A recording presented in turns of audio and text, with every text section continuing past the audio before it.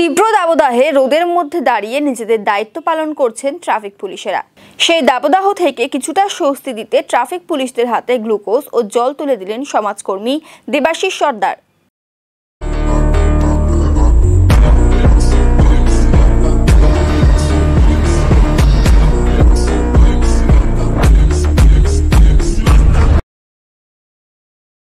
বৃহস্পতিবার ফুলবাড়ী গজলডোবা রাজ্য সড়কে শাহুডাঙ্গি সংলগ্ন নাওয়াপাড়া ক্যানেল মোড়ে কর্মরত ট্রাফিক পুলিশদের হাতে গ্লুকোজ ও জলের বোতল তুলে দেন তিনি।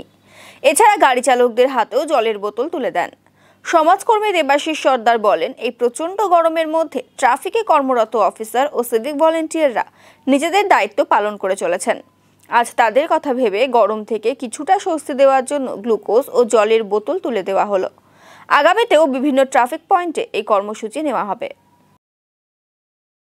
আজকে প্রোগ্রাম এই তীব্র আবহাওয়ার মধ্যে ভাদ্র মাসে যা পচা গরম পড়েছে, আজকে আমাদের সিভিক ভাইরা আছে, পুলিশের যেসব অফিসাররা ডিউটি করছে জনসাধারণের জন্য, তাদের কথা চিন্তা করে এই গরমের থেকে কষ্ট যাতে একটু কম পায়, তারা সারাদিন 24 ঘন্টা ডিউটি করে, এদের কথা চিন্তা ভাবনা করে আজকে আমি কিছু জল আর গ্লুকন্ডি তাদের জন্য আমি প্রোভাইড করলাম।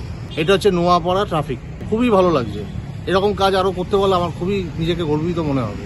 হ্যাঁ, আবারও চিন্তাধারা নিয়েছি ফুলবাড়ি ট্রাফিকের ওখানে একটা প্রোগ্রাম করব।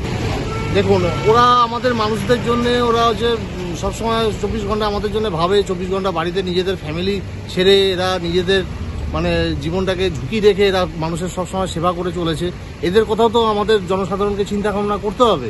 অ্যাজ এ আমি একটা সোশ্যাল ওয়ার্ক হিসাবে আমি এই চিন্তা ভাবনা করে এদের উদ্যোগে আমি এটা জল আর গ্লুকন্ডি এই ট্রাফিক পুলিশ ভাইদের আর সিভিক ভলেন্টিয়ারদের দিলাম। সবাই তো মানুষ না, সবারই তো জলের প্রয়োজন আছে।